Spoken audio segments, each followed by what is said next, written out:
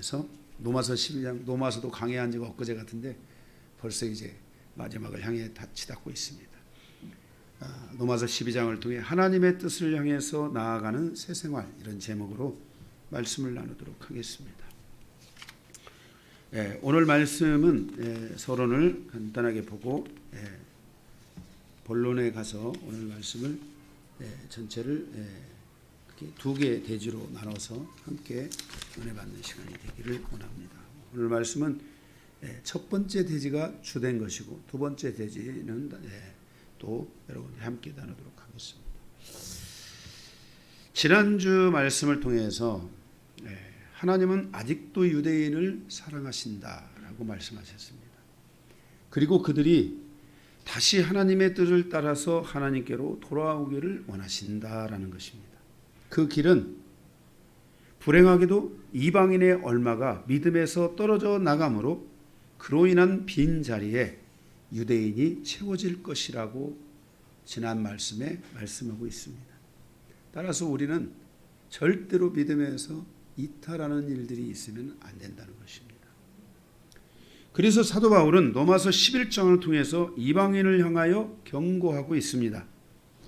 유대인이 불순종하여 이방인에게 기회가 주어진 것처럼 이방인의 불순종이 유대인에게 다시 기회가 된다고 말씀하고 있습니다.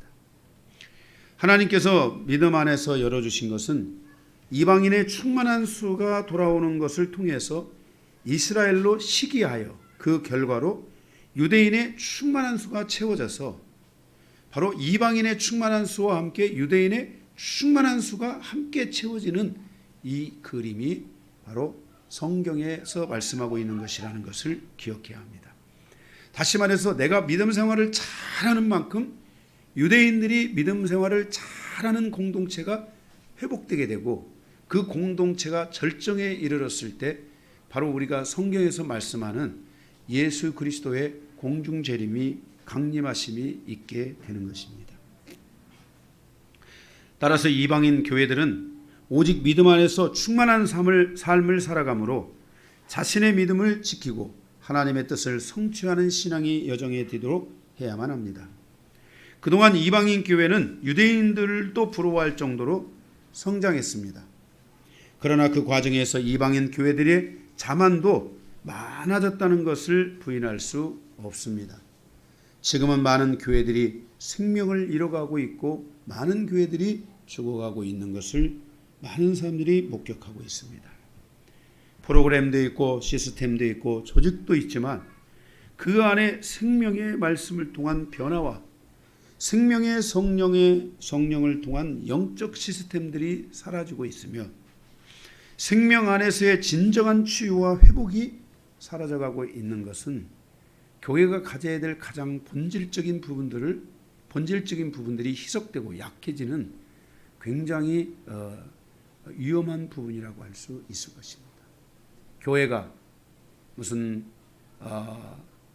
그 복지센터를 열고 좋습니다. 복지센터를 열어서 교회도 또 유지도 해야 되고 또 교회가 사회에 또 참여도 하고 이런 것들도 중요하지만 그 복지센터를 여는 목적이 생명을 치유하고 생명을 회복시키는 데 목적이 있어야만 한다는 것입니다. 교회가 이런 본질적인 사역을 등한시한다면 교회는 어느 시간 안에서 세상이 갖고 있는 복지 시스템을 따라갈 수가 없습니다. 그래서 교회는 낮은 수준의 삶을 살아가게 되고 세상은 교회보다도 더 높은 수준에 있다는 것을 드러내게 될 것입니다. 교회가 세상보다 더 위대한 것은 교회가 가지고 있는 생명의 본질 때문에 위대한 것입니다. 위대한 심리적 시스템이 없고 위대한 어떤 그 상담적 시스템이 없어도 교회가 갖고 있는 말씀과 그 예수 그리스도와 성령 안에서의 그 본질적 사역이 영혼을 완벽하게 변화시키고 영혼을 완벽하게 회복시키는 기능들을 하고 있다는 것은 바로 하나님이 우리 인간의 생명의 주인이시고 창조자이시기 때문에 우리 인간은 하나님 안에 있을 때 하나님과 만날 때 진정한 치유가 이루어진다는 바로 최고의 은혜를 우리가 경험할 수 있게 되는 것입니다. 그런데 이런 본질적 사역들이 만약 약화되기 시작한다면 교회는 세상이 가고 있는 이 시스템을, 이 조직을 아무리 발벗고 따라가도 따라갈 수가 없는 것입니다. 그래서 우리는 이러한 말씀을 통해서 다시 한번 우리가 우리의 신앙의, 우리의 믿음의 본질이 무엇인지를 다시 한번 돌아보면서 말씀을 더 견고하게 붙들고 성령 하나님을 더 견고하게 의지하여 우리의 영이 활성화돼서 영적인 삶이 무엇이고 영으로 살아가는 것이 무엇인지, 교회가 하나님의 영을 가동시켜 가는 것이 무엇인지에 대하여 우리가 세상을 향하여 드러낼 수 있는 그런 성도들, 그런 교회가 되어야 될 줄로 믿습니다. 하나님의 말씀은 어제나 오늘이나 영원토록 동일합니다. 세상의 모든 것은 다 변합니다. 문명도 변하고 모든 것들이 다 인간사가 변하지만은 하나님의 말씀은 그 모든 인간사의 중심에서 변하지 않고 그 인간사가 하나님의 구원과 하나님의 치유와 하나님의 생명 안으로 돌아올 수 있도록 그들의 중심 역할을 해주고 있다는 것을 기억해 주시기 바랍니다. 2000년 전에 사도 바울을 통해서 주셨던 그 말씀, 바로 우리는 그 말씀에 다시 귀를 기울여야 하는 것입니다. 마음을 열고 그 하나님의 말씀을 영접해야 하는 것입니다. 왜냐하면 2000년 전에 주셔서 그 말씀은 변해지는 말씀이 아니라 여전히 우리의 생명을 치유하고 회복하는 우리의 영혼을 다시 한번 주님 앞으로 구원하고 이끌어주는 말씀이기 때문에 우리는 이 로마서의 모든 말씀들을 다시 한번 우리의 심령 안으로 가져오는 것이 중요하다는 것을 거듭 말씀드리고 싶습니다. 그래서 오늘 이방인 교회는 믿음 안에 하나님의 말씀의 복음의 본질 아래 더 깨어 있어서 믿음을 견고하게 지켜야 되며, 우리 영광교회는 말할 것도 없이 그러한 믿음 안에 더욱더욱 견고하게 서서 모든 교회들 가운데 본이 되고 모든 교회들 가운데 하나님의 생명력을 가진 교회로 성장하고 앞으로 전진해 가야 될 줄로 믿습니다. 로마서 12장은 그러므로라는 접속사로 시작됩니다. 앞에 서론에서 말씀드린 그러한 전제 아래 그러므로 이렇게 말씀을 드릴 수 있습니다. 오늘 로마서 12장을 통해 많은 은혜 받으시기 바랍니다. 두 가지 대지인데 오늘 첫 번째 대지가 좀 더 중요하다고 말씀을 드렸습니다. 자, 첫 번째 대지 1번 대지입니다. 1번 대지 안에 우리가 소대지가 3개가 있습니다. 오늘 말씀이 1번 대지가 제일 깁니다. 거의 대부분이라 잘 들으셔야 됩니다. 1번 놓치면 안 됩니다. 가로 1번. 1번 대지, 하나님의 뜻을 따라서 살아가는 새 생활을 만들어야 한다라는 것입니다. 1절에서 13절입니다. 하나님의 뜻을 따라 살아가는 그러한 새 생활을 만들어야 한다. 그렇게 하기 위해서 1번 첫 번째, 나의 소유권을 하나님께 양도해야 한다는 것입니다. 1절입니다. 육적인 그리스도인은 교회는 있어도 그는 육신적인 세상적인 그리스도인과 별 차이가 없습니다. 교회 안에 있어도 또 세상으로 나가면 여전히 세상적인 삶을 살아가는 게 육적인 그리스도인입니다. 그래서 성도는 육적인 그리스도인이 아니라 영적인 그리스도인으로 살아가려고 하는 이 몸부림과 이러한 여정이 계속해서 여러분들에게 있으셔야만 합니다. 이렇게 말할 수 있습니다. 목사님, 세상에 나가보십시오. 영적인 사람이 얼마나 있는지. 아닙니다. 여러분들이 세상에 나가서 육적인 모습으로 살아가면 여러분들은 또 넘어지고 계속 넘어지지만, 여러분들이 영적인 삶을 살아간다면 여러분들은 절대로 넘어지지 않습니다. 절대로 후회하지 않습니다. 영적인 삶이라는 것은 예수, 교회, 이게 영적인 삶이 아닙니다. 오늘 여러분들이 다시 한번 오늘 이 말씀을 통해서 내가 영적인 삶으로 가기 위한 내 삶이 어떻게 되어야 되는지를 여러분들이 깨달으시기를 바랍니다. 육적인 그리스도인이 아니라 영적인 그리스도인으로 살아가기 위해서는 나 자신에 대한 권리와 주권을 내가 스스로 가지지 않고, 지금까지는 나에 대해서 내가 주인이었잖아요.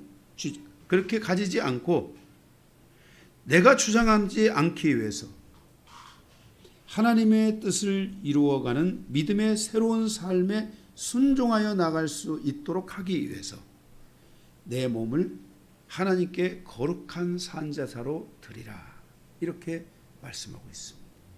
소유권에 대해서 이전시켜라. 나를 내가 소유하는 것이 아니라 나를 주님이 소유할 수 있도록 해라 하는 것입니다. 이것이 영적 예배, 즉 합당한 예배라고 말씀하고 있습니다. 영적인 질서 안에서 보면 우리는 구원받은 사람들입니다. 우리의 구원으로 인하여 예수 그리스도께서 나에 대하여 핏값을 지불하셨으므로 나 자신에 대한 권리가 예수 그리스도에게 있다고 성경은 말씀하고 있습니다. 고린도전서 6장 20절에 너희 몸은 값으로 산 것이 되었으니 그런즉 너희 몸으로 하나님께 영광을 돌리라. 사도행전 20장 28절에도 하나님이 자기 피로 사신 교회다라고 말씀하고 있습니다. 우리의 육신은 영적인 것을 선택할 확률이 0%이기 때문에 조금만 방심하면 나 자신은 육신의 요구를 따라서 살아가므로 다시 과거의 나의 삶의 형태로 돌아갈 수밖에 없는 위험성을 내포하고 있습니다. 바로 돌아가게 돼 있습니다.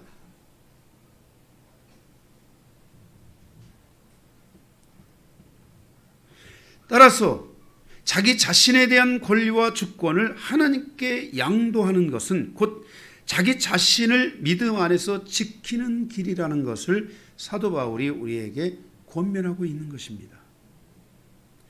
여러분들의 권리와 주권을 하나님께 드리면 여러분이 스스로 자기 자신의 주권과 자기 자신에 대해서 자기가 주권을 사용하면 내가 결정합니다.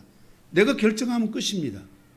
그런데 여러분들을 하나님께 드려버리면 그 다음에 여러분들은 나는 하나님의 것이라는 인식, 하나님의 것이라는 인정함이 여러분에게 이루어지게 되고 이미 그렇게 돼 있었던 존재인데, 성경적으로는 그렇게 돼 있는 존재인데 실질적으로 여러분들이 그렇게 하게 되면 여러분들이 어떤 결정을 하려고 할 때 자기가 결정하지 않고, 왜?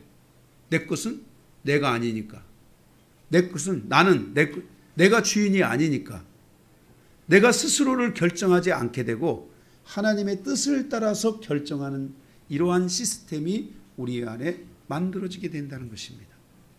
그래서 내가 하나님의 뜻에 집중하게 되고 하나님의 뜻을 묻는 영적인 삶으로 돌아가게 됨으로 해서 결국은 나의 믿음을 지키게 되고 나의 신앙을 지킴으로 말미암아서 우리가 신앙으로부터 떨어지거나 신앙으로부터 멀어지거나 하나님으로부터 멀어지는 일들을 방지할 수 있게 된다는 것입니다. 하나님의 뜻을 따라 살아가는 새 생활이 서서히 시작된다는 것을 우리에게 말씀해 주고 있는 것입니다. 그래서 사도 바울은 권면하는 것입니다. 단순히 계산적 의미가 아닙니다. 사도 바울의 그러므로라는 말은 너희 믿음을 지켜야 되는데 너희 믿음을 어떻게 지킬 수 있냐 하는, 그러므로 너는 너희 자신을 하나님께 드리라, 이렇게 말씀하고 있다는 것입니다. 두 번째는 여러분들이 여러분의 몸을 하나님께, 여러분의 권리와 주권을 하나님께 드리시기 바랍니다. 그냥 여러분들이 많이 기도를 해야 돼요. 기도를 여러분들이 오셔서 하나님, 저는 당신의 것입니다. 이제는 내가 결정하지 않게 도와주십시오. 하나님, 나는 당신의 것입니다. 이제는 내가 모든 것들을 결정하지 않게 도와주십시오. 내가 나를 위해, 내가 내 가족을 위해, 내가 내 모든 삶을 위해, 일터를 위해 내가 결정하지 않게 도와주십시오. 여러분들이 이 부분이 여러분에게 있어질 때 여러분들은 하나님의 뜻을 따라서 가는 여정이 이루어질 뿐만 아니라 여러분들은 절대로 꺾이거나 넘어지거나 믿음에서 떠나는 일들이 사라지게 된다는 것입니다. 할렐루야. 두 번째, 하나님의 선하시고 기뻐하시고 온전하신 뜻이 무엇인지 분별해야 합니다. 하나님의 뜻을 분별하기 위해서 우리가 이 신앙생활은 너무나 많은 요즘 그리스도인들이, 제가 아까 본질에 대한 이야기를 했지만 자기가 살아갑니다. 자기 뜻대로 삽니다. 교회도 거의 하나님의 뜻대로 해 주시옵소서 이렇게 말하지만 결국은 다 자기 뜻대로, 자기 생각대로, 자기 마음대로 다 그렇게 결정하면서 살아가다 보니까 하나님의 말씀과 하나님은, 성령님은 나를 위한 부속품에 불과합니다. 내가 뭐를 하면 하나님이 뭘 해야 되는 부속품에 불과합니다. 그러다 보니까 우리가 하나님의 뜻이 무엇인지도 모르고 하나님의 뜻과는 전혀 관계없는 삶을 살아가게 되는 것입니다. 우리는 하나님의 뜻을 분별하기 위해서 성령님께 집중해야 하고 나의 모든 행하는 일들과 나의 모든 선택에 대하여 하나님의 뜻대로 갈 수 있게 해달라고 기도하고 기도로 응답을 받고 그 응답을 따라서 나아가는 이 삶이 매우 중요합니다.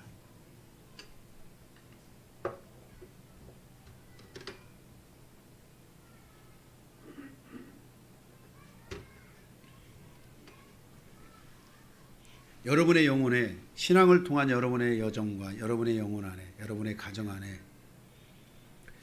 하나님의 뜻이 은혜로 내려와야 됩니다.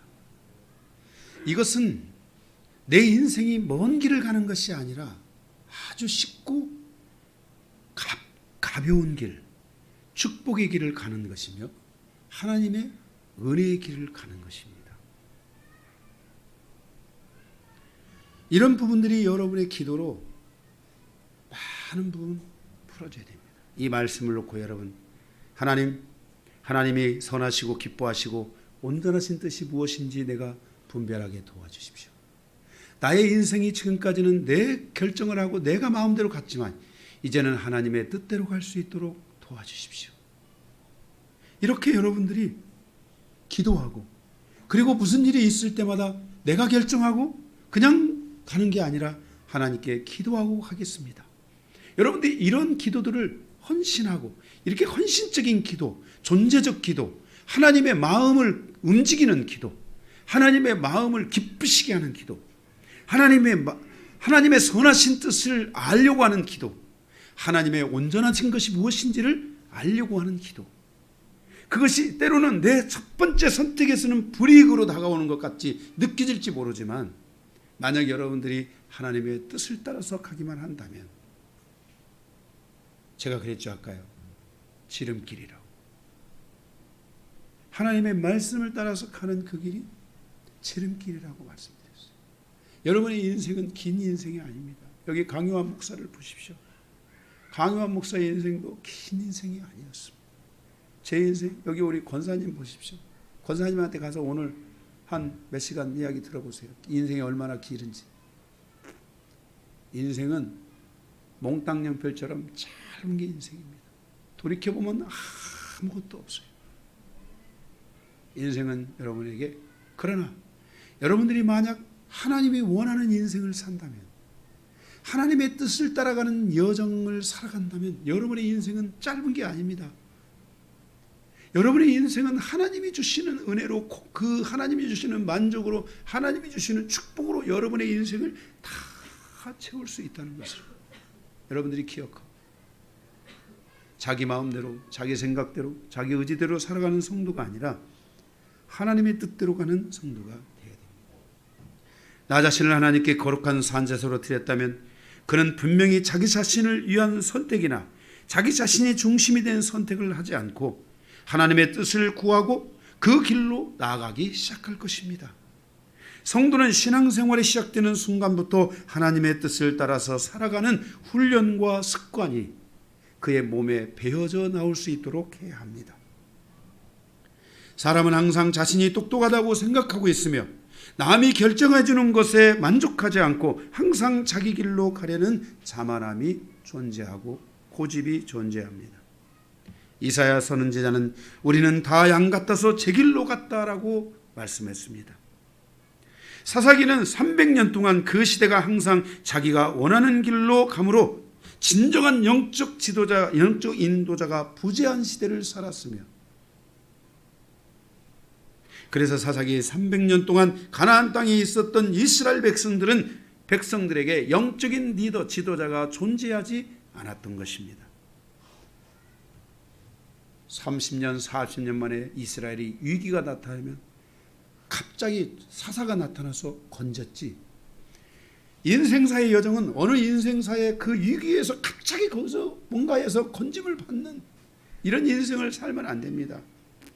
인생의 여정은 정말 하나님이 우리의 주가 되시고 목자가 되시고 우리에게 영적인 리더와 영적인 말씀들이 우리에게 존재해서 우리의 인생의 여정이 하나님이 주시는 이정표를 향하여 다 그 말씀에 의지해서 가는 이 인생의 여정길이 있어야 됩니다. 하나님이 이 교회를 통해 50권, 40권 넘는 성경을 열어주시며 말씀하고 있는 것 가운데 하나가 바로 인생의 이정표, 내가 오늘 건너야 될 이 다리가 어떤 거린 다리인가. 만약에 여러분들이 그 다리를 건너서 오늘 여러분들이 그 다리가 여러분의 인생사를 완벽하게 만드는 정말 축복의 다리라면 그 다리는 여러분의 이정표 안에 반드시 가야 될 길이 아니겠습니까? 그렇기 위해서 여러분들이 하나님이 계시하시는 말씀, 레마로 주시는 말씀을 받을 때 그 이정표에 여러분들이 탁 하고 올라탈 수 있게 되는 것입니다. 후회가 될 수 없습니다. 우리는 이스라엘 백성들이 맞이했던 사사기 시대로 가면 안 됩니다. 사사기 시대는 하나님의 뜻이 없었고 하나님의 뜻을 알지 못했고 하나님의 뜻이 부재된 시대를 살아갔습니다. 그들은 하나님을 기쁘시게 하지도 않았고 하나님의 선하신 길로 가지도 않았으며 그들은 온전한 삶을 살아가지도 않았습니다. 그래서 그들은 늘 죄를 짓고 또 넘어지고 죄를 짓고 또 넘어지는 일들이 그의 300년 동안 그의 가정사와 그의 그 가족사와 개인사와 민족사 안에 반복적으로 계속해서 일어나는 이 아픔의 시간이 사사기 300년의 역사를 살아갔습니다. 그러니 그들이 열어가고 있는 그 이스라엘의 민족사의 여정이 왕권 시대를 열었지만 그 시대 그 이스라엘의 역사, 이게 다 이스라엘의 역사잖아요. 그 이스라엘의 역사가 얼마나 아픔이 많고 고통이 많은 시대를 살아갈 수밖에 없었는지를 우리는 봐야만 하는 것입니다. 그런 과정에서 제가 지난 금요 차례 때 말씀드렸던 것처럼 바로 다윗의 시대가 열렸다는 것은 하나님의 위대한 선택이었습니다. 21세기 교회와 성도들은 영적인 사사기 시대를 열면 절대로 안 됩니다. 우리는 다윗 시대를 열어서 무엇이든지 말씀을 따라서 살아가며 하나님의 통치를 받아들여 하나님의 뜻에 순종하는 삶을 살아야 되고 그 순종하는 삶을 통해 하나님께서 우리에게 주시는 이정표를 한 단계 한 단계 우리가 차고 올라간다면 그 여정 안에 하나님의 놀라운 은혜가 함께하고 있음을 볼 수 있게 될 것입니다. 그럴 때 성도는 이 세대를 본받지 않고 이 세대를 뛰어넘는 믿음의 길로 나아갈 수 있게 되는 것입니다. 그리고 항상 마음에 하나님의 새로운 은혜가 넘치는 삶을 살 수 있게 되는 것입니다. 항상 영적인 깨달음이 있고 말씀의 감동이 있고 성령의 감동이 있는 삶을 살아가는 진정한 신앙생활이 우리에게 있어지게 되는 것입니다. 이것은 세상에 있는 어떤 시스템이나 어떤 조직이나 어떤 프로그램으로 만들어질 수 있는 것이 아닙니다. 여러분의 가정에 부부가 서로 사랑하지 않는데 거기에 여러분 뭐 1,000만 원, 5천만 원짜리 농이 있은들 무슨 소용이 있습니까? 한순간은 나에게 좋다 이럴지 모르지만 눈 감을 때는 좋습니다. 근데 눈 탁 뜨고 나면은 험한 겁니다. 있으면 뭐예요? 바로 여러분들의 삶이 하나님께서 주시는 마음의 감동이었고 하나님이 주시는 말씀의 감동이었고 영적인 깨달음이 없이 여러분의 인생을 살아간다면 그것은 여러분의 인생의 여정에 무엇이 있은들 무슨 의미가 있습니까?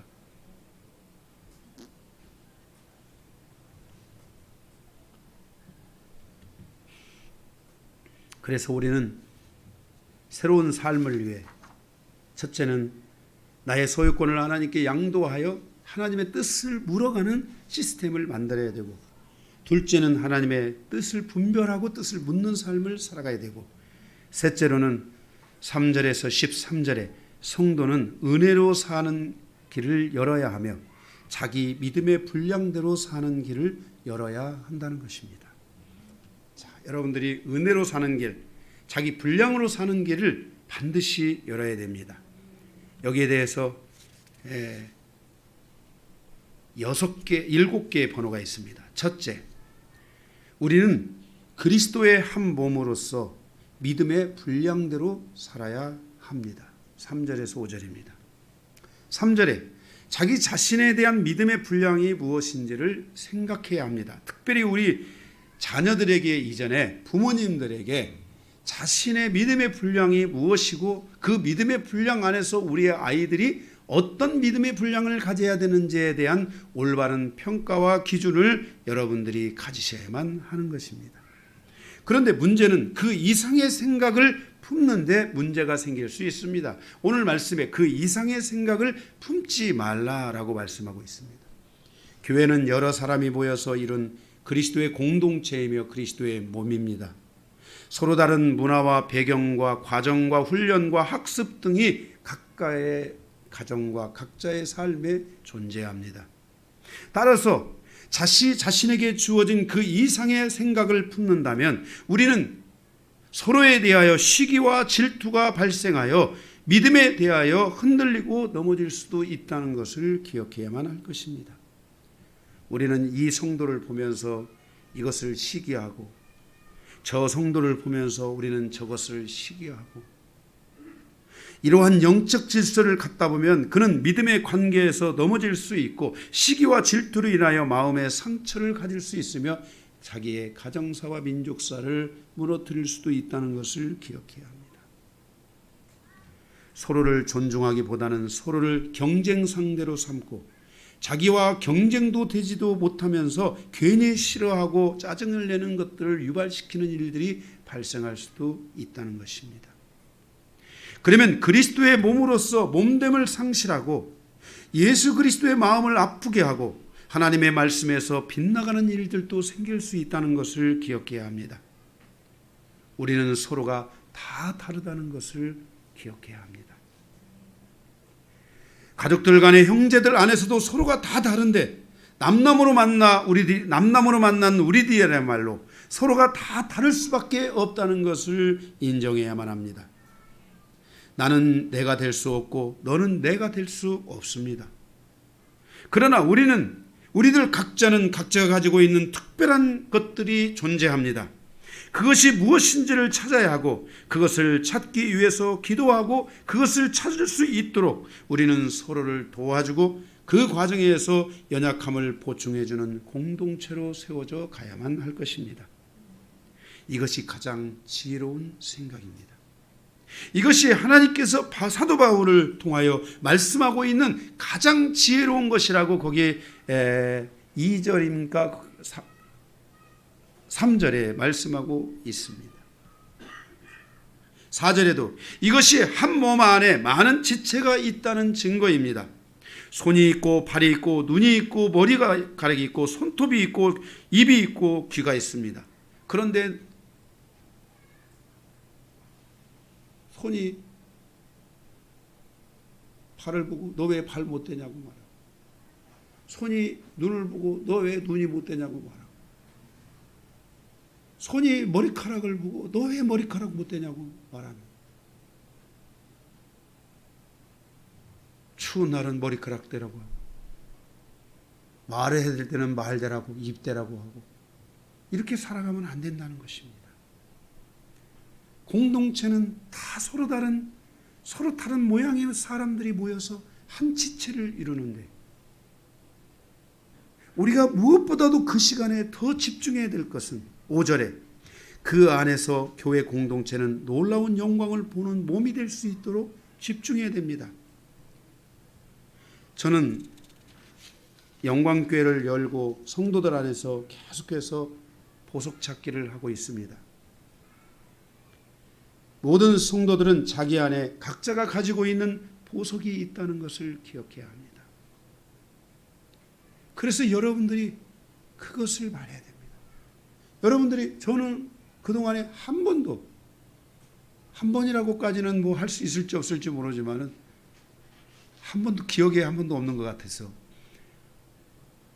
지난번에 금요차를 마치고 하는데 한 성도가 옆에 타고 자녀 얘기를 한번 하더라고요.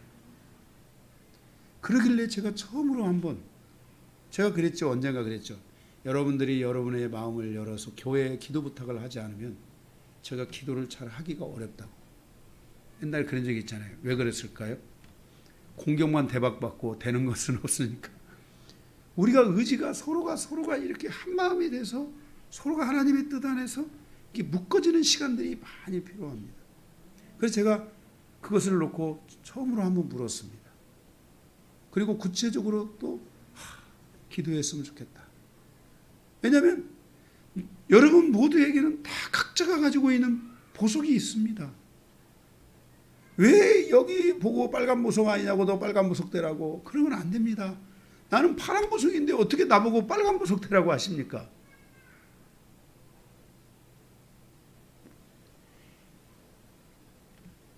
오히려 그 파란 보석이 나에 대하여 더 칭찬해주고 그 파란 보석을 보석으로 보아줄 수 있는 그러한 그 지혜가 있어야 됩니다.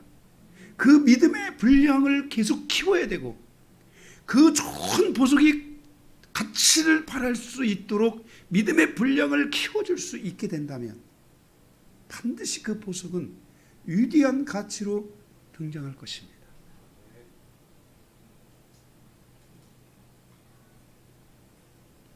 그래서 서로 경쟁하며 싸우고 다투는 것이 아니라 서로를 위해 기도해주고 보완하고 기다려주고 칭찬해주고 아껴줄 줄 아는, 우리가 좀 서로 좀 웃어주고 좀 눈빛도 좀 줄 줄 아는,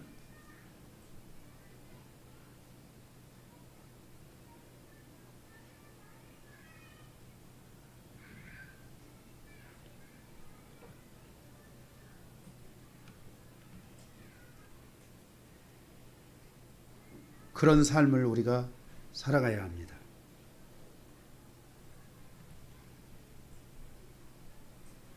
둘째는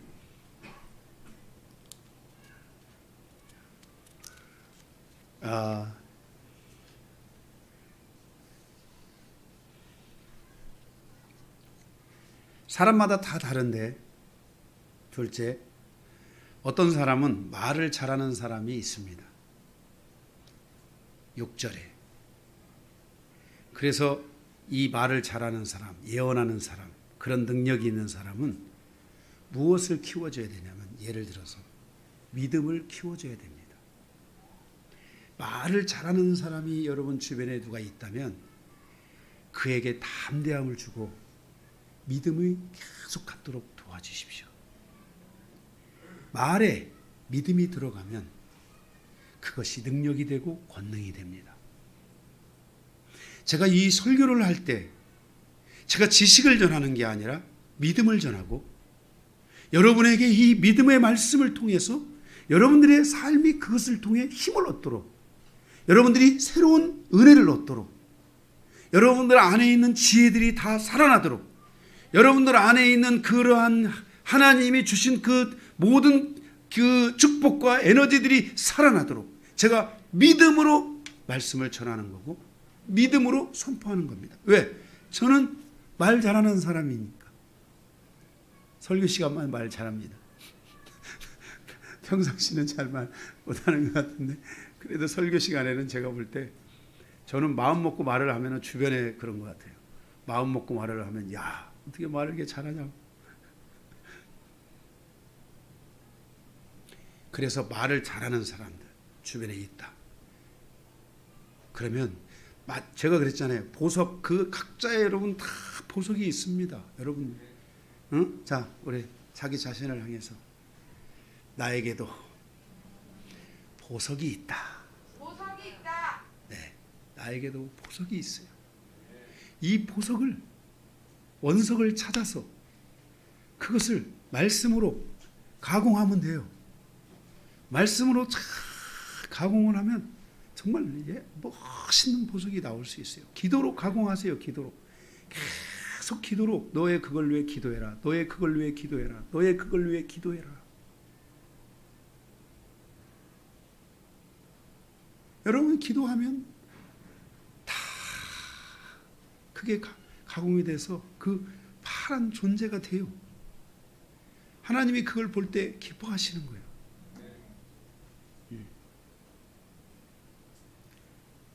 말을 잘하는 사람, 예언하는 사람은 무엇을 해야 되면 믿음을 크게 가지라고 기도해 줘야 돼요.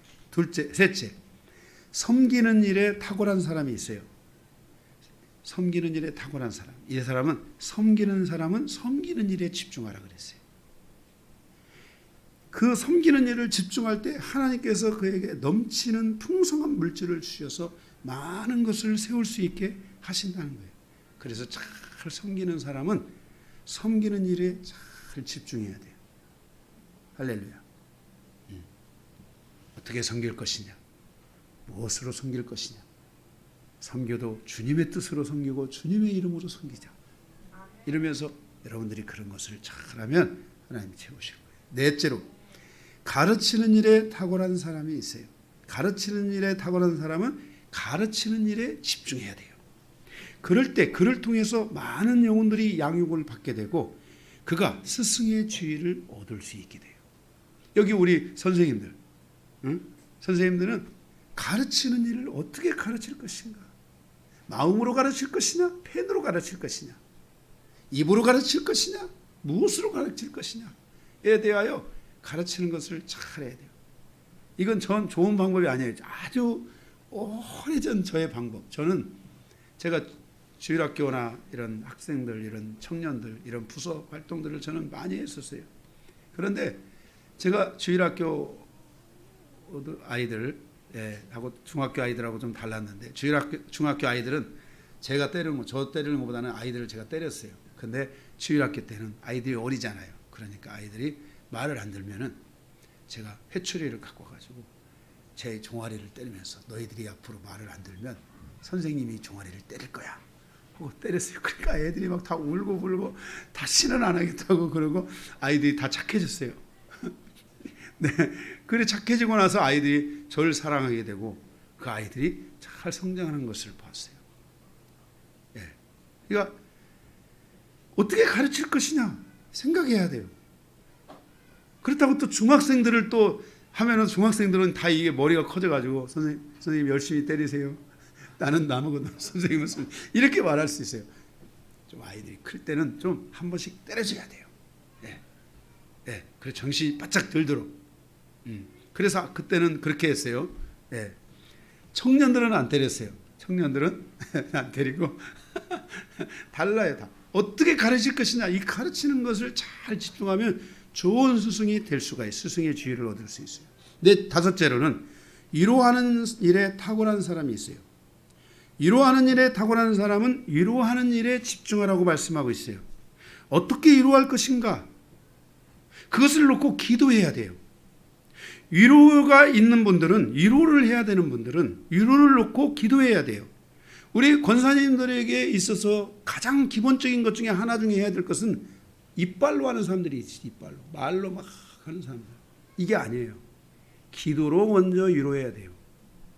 기도로 먼저 풀어야 돼요. 어떻게 위로할지에 대하여 내가 아니라 하나님께서 어떻게 위로하기를 원하시는지를 물어야 돼요. 그러한 위로로 인하여 많은 사람들이 새로운 길과 새로운 삶을 살아갈 수 있게 되고 열리게 될 것입니다. 여섯째, 구제하는 일에 탁월한 사람이 있어요. 구제하는 일에 탁월한 사람은 성실함으로 구제할 수 있어야 된다. 성실함에 집중해야 돼요. 예.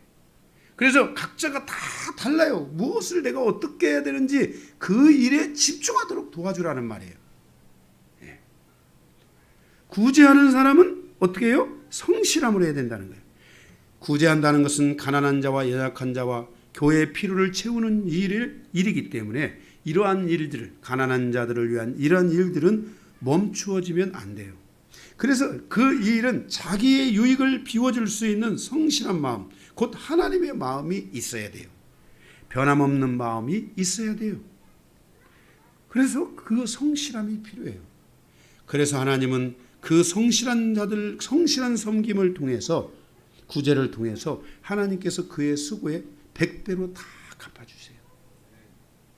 하나님은 다 갚아주세요. 일곱째로 다스리는 일에 탁월한 사람이 있어요. 다스리는 일에 탁월한 사람은 뭐라 했습니까? 부지런함에 집중하라 그랬어요. 부지런하지 않고는 다른 사람을 다스릴 수 없다는 거예요. 다른 사람의 공백을 채워갈 수 없다는 거예요. 누군가의 공백을 채워가지 않으면 그곳으로 도적과 강도가 올 수 있다는 것을 말씀하고 있어요. 가정에서 아버지와 어머니가 가정을 다스리며 부지런히 가정을 살피는 것처럼 다스림에 탁월한 사람은 다스리는 것보다 더 중요한 것이 부지런해야 된다는 거예요. 구석구석 잘 살펴서 구멍이 생기지 않도록 잘 도와줘야 된다는 거예요.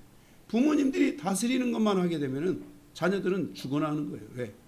응? 그냥 냈고 말 안 들으면 그냥 때려 패고 그냥 다스리는 것만 통치만 하면 안 돼요. 다스리기를 잘해서 부지런해야 돼요. 어떻게 해야 돼요? 먼저 그 아이가 죄를 짓지 않도록 넘어지지 않도록 도와줘야 돼요. 가서 부모들이. 어린 아이들이 뭘 하고 그러면은 가서 미리미리 다 도와줘야 돼요. 애들한테 유아한테 이리 와라 저리 가라 이리 와라 저리 가라 하면은 그거는 그냥 그냥 이제 멍들기 시작하는 거예요. 유호 어떻게 해야 돼요? 넘어지지 않도록 따라가서 이렇게 다 해주고 부지런해야 돼요. 이게 잘 다스릴 줄 아는 사람이에요. 네?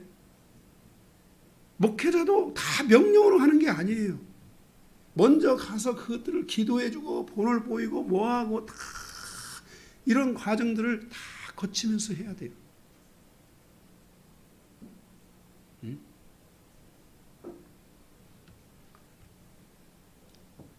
할렐루야. 그래서 여러분들이 각자가 가지고 있는 보석들이 있는데 그 보석은 무엇에 집중해야 되는지를 여러분들이 아시고 그런 것들 주변의 것 때문에 넘어지지 않게 해주세요. 주변의 것 때문에 아파하지 않게 해주세요. 왜 다 가지려고 합니까? 탐욕이에요. 우리 안에 이런 탐욕들 이런 것들을 다 버릴 수 있어야 돼요. 여러분의 보석이 위대한 가치가 있다는 것을 기억하시기 바랍니다. 저는 그 보석 찾는 일에 우리 성도들 한 사람 한 사람을 놓고 계속 제가 기도하고 있고요. 집중하고 있고요.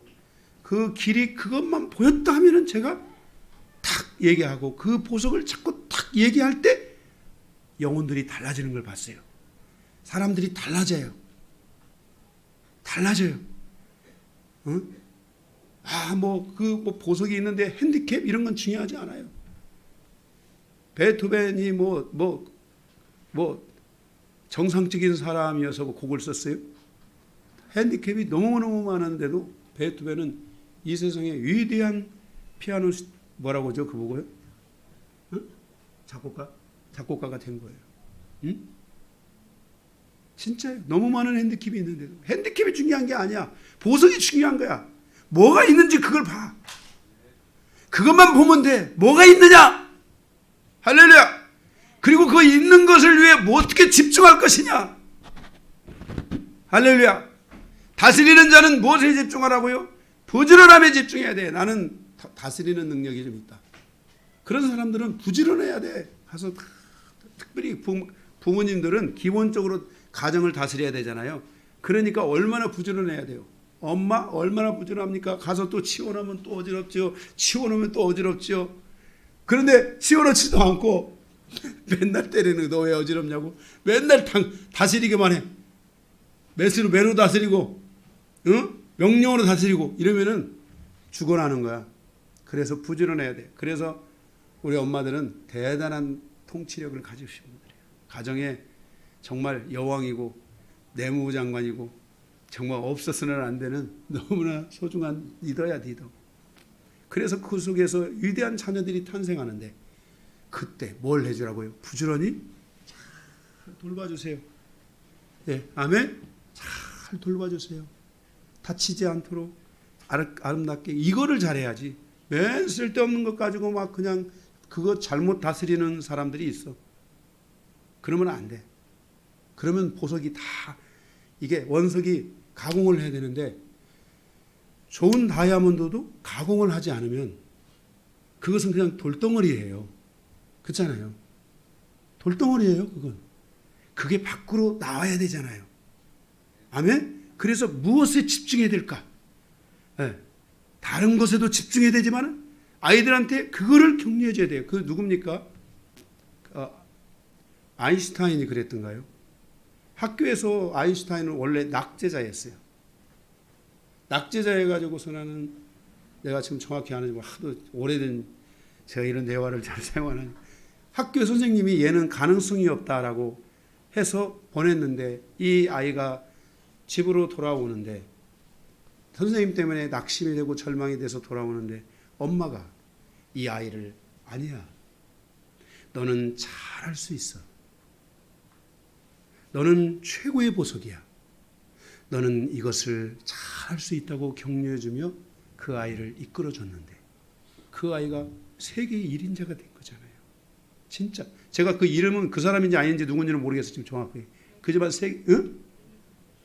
에디슨 아니에요. 그 사람이 세계의 1인자가 된 거예요. 1인자. 엄마가 그 아이의 보석을 발견하고 그것을 잘 돌봐줌으로 그리고 집중할 수 있도록 이끌어줌으로 위대한 역사가 일어난 거야. 여러분 남 보석, 제 보석 빨간색 보니까 야 빨간색 좋아하는 엄마들이 야 저 빨간색 보석 좋다 이런 거 하지 마. 응?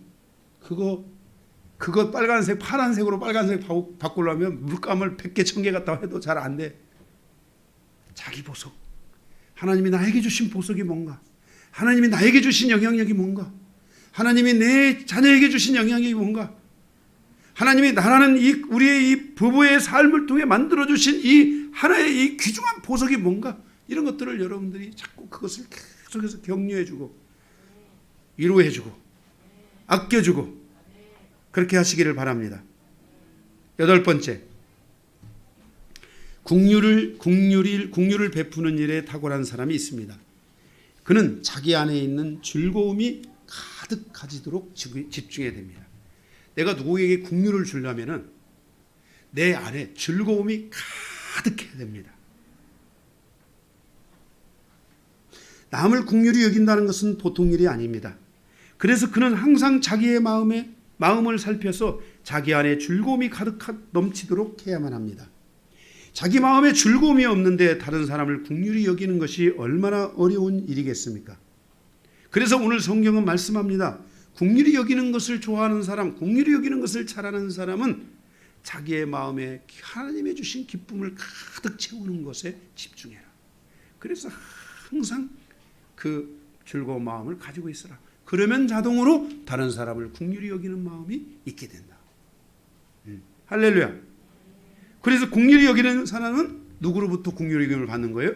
주님으로부터 국률이 여김을 받아서 항상 주님이 그 영혼을 채워주시는 거예요.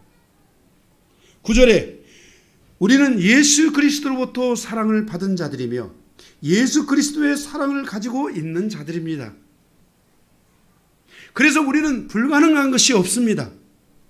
하나님의 사랑을 받는 존재들로서 우리는 무엇이든지 다 할 수 있습니다.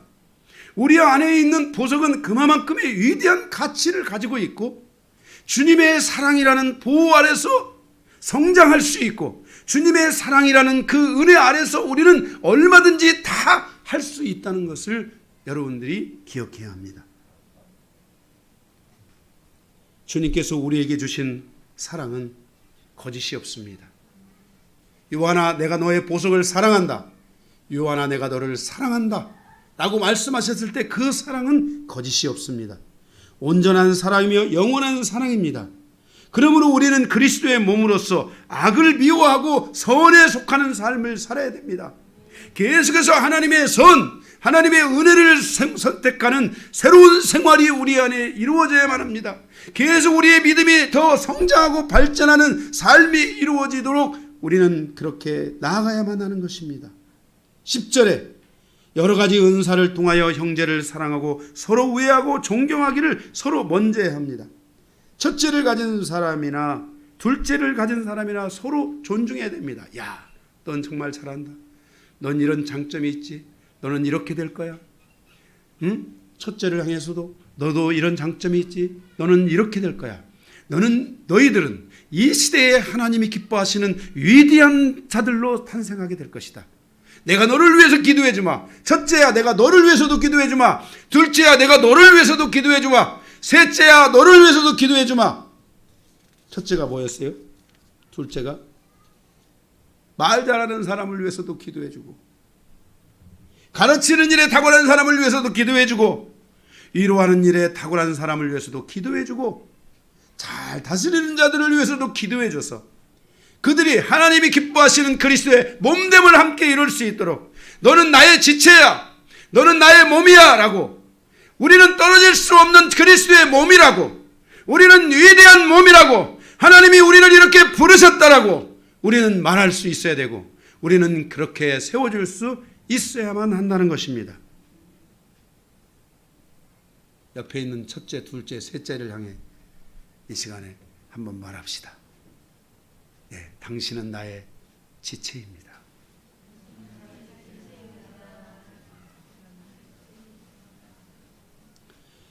(11절) 이러한 삶에 부지런하여 열심을 품고 주를 섬기자 그랬습니다. 각자가 다 서로를 격려하면서 열심을 품고 주를 섬기자. (12절) 그래서 모든 일에 소망을 가지고 모든 일에 즐거워하며 환난이 다가와도 그것을 함께 참으며 서로를 위해서 기도하며 힘쓰며 이겨나갈 수 있도록 하자.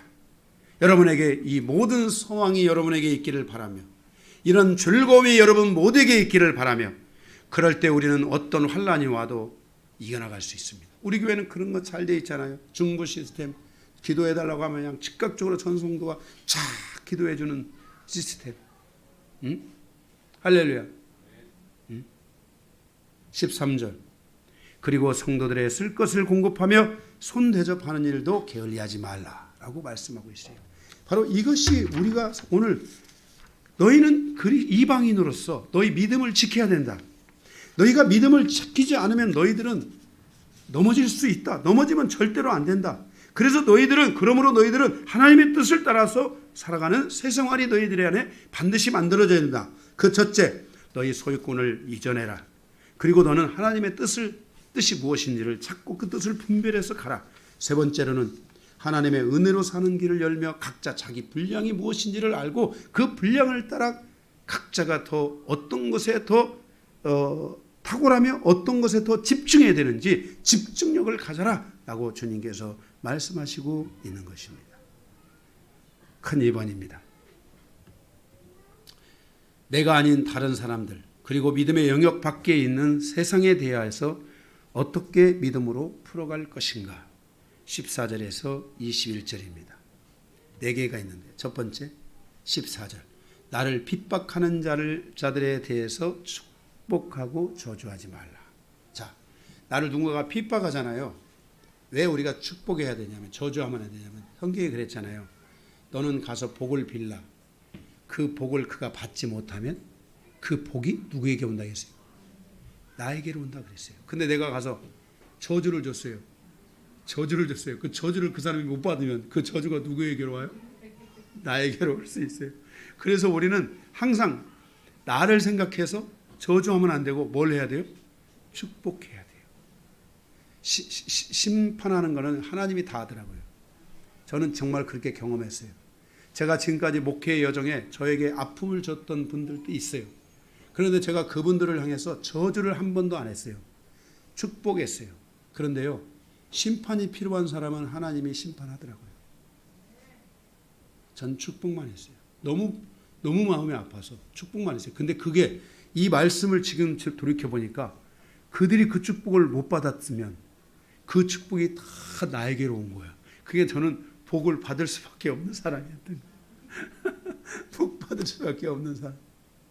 할렐루야. 여러분들이 절대로 나를 핍박하는 사람들에 대해서 축복해야지 저주하면 안 됩니다. 이건 중요합니다. 여러분이 이 부분에 대한 말씀에 믿음이 열려야 돼요. 아, 내가 이거 축복을 하면 저 사람이 못 받을 수 있는 확률도 많아요.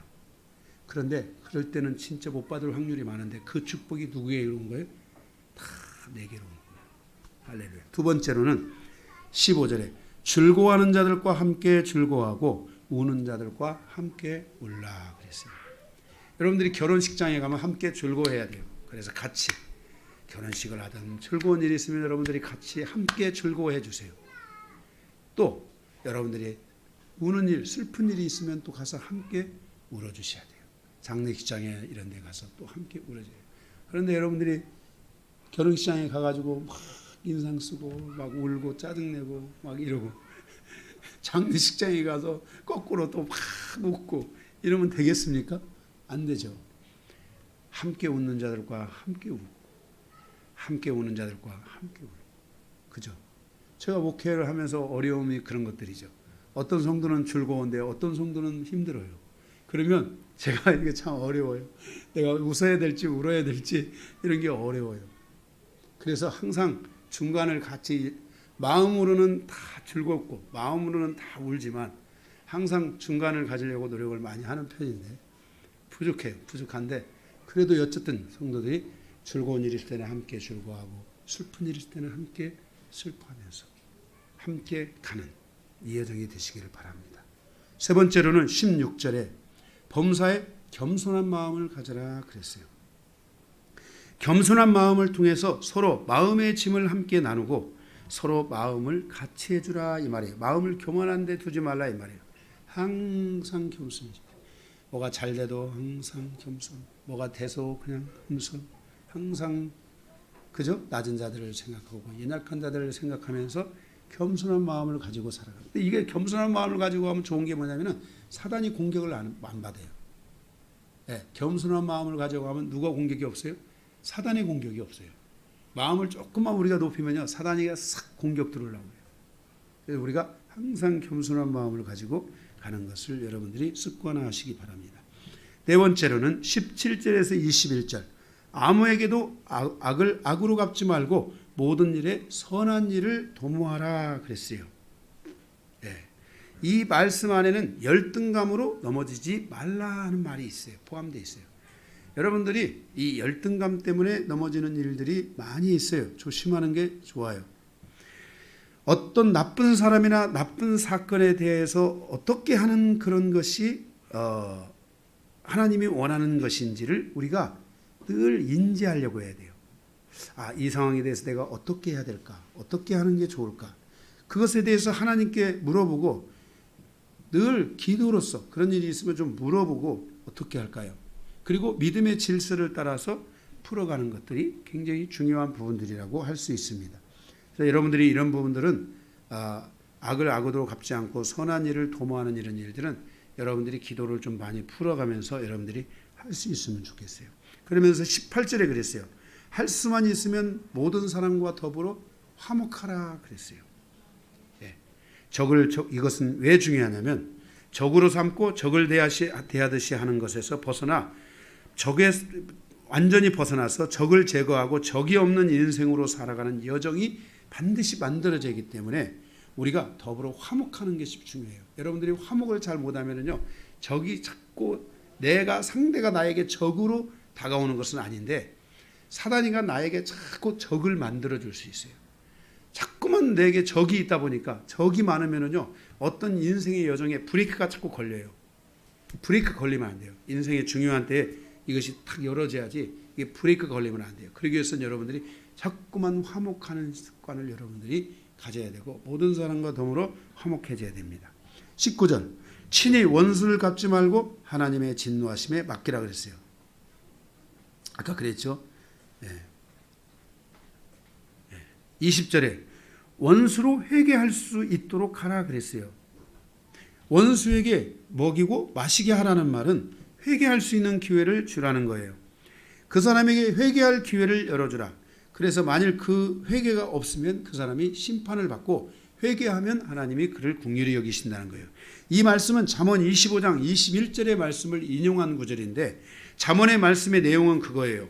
원수를 먹이고 마시게 함으로써 내가 숯불을 그 머리에 쌓는 것이다. 자, 지금 나에게 별로 안 좋은데 내가 먹을 것을 줘요. 내가 좋은 말을 줘요. 내가 마시게 해요. 이렇게 하면은 그 사람은 지금 계속 자기 위해서 지금 뭘 쌓는 거예요? 숯불을 쌓아가지고 숯불이 많아져요. 그래서 이렇게까지도 하는데 회개하지 않으면 심판이 있는 거예요. 숯불이 많아지니까 마음의 부담이 많아질 거 아니에요. 마음의 부담 때문에 회개할 수밖에 없게 된다는 거예요. 응? 그래서 숯불이 많아지니까 얼굴이 화끈화끈 거리는 거예요. 이게. 응? 뜨거워지기 시작하는 거예요. 그래서 깨닫게 되고 회개하게 된다는 거예요. 예. 그래서 이 숯불을 쌓아두는 것은 그런 의미가 있어요. 여러분들이 좀 불편하게 할 때 또 냉수 한 그릇 더 주고 또 떡도 더 주고 먹을 것도 더 챙겨주고 이러면은 그것을 받는 사람은 야, 내가 별로 잘한 것도 없는 것 같은데 왜 이렇게 자꾸 잘해주지? 이러면서 계속 그게 부담이 쭉쭉쭉 내려오면서 말씀을 들을 때나 뭘 할 때 그것이 자기 안에 불로 열기로 확 내려오면서 얼굴이 후끈거리면서 회개할 수밖에 없는 이런 삶이 있다는 거예요. 그래서 우리가 원수는 절대로 여러분들이 원수 스스로 갚지 마세요. 원수를 여러분들이 갚는 삶을 살면요, 여러분들이 적이 자꾸 생겨요. 이 적이 생긴다는 것은 사람이 그 사람이 나에게 적이 된다는 개념이 아니에요. 뭐가냐? 사단이가 자꾸 내 길을 가로막아요. 적 중에 우리의 적 중에 우리가 가장 두려워해야 될 적, 우리가 적 중에 가장 싫어해야 될 적이 사단이에요. 사단은 우리 인생사의 여정에 제가 그 욥기 강의할 때도 그런 말씀을 드렸지만은 사단이가 인생의 여정에 이렇게 덫을 놔요. 이 덫을 놔요. 우리 교회는 그동안 이 덫을 제거하는 일을 위해서 그동안 몸부림쳐 왔어요. 진짜. 앞으로도 더 그렇고.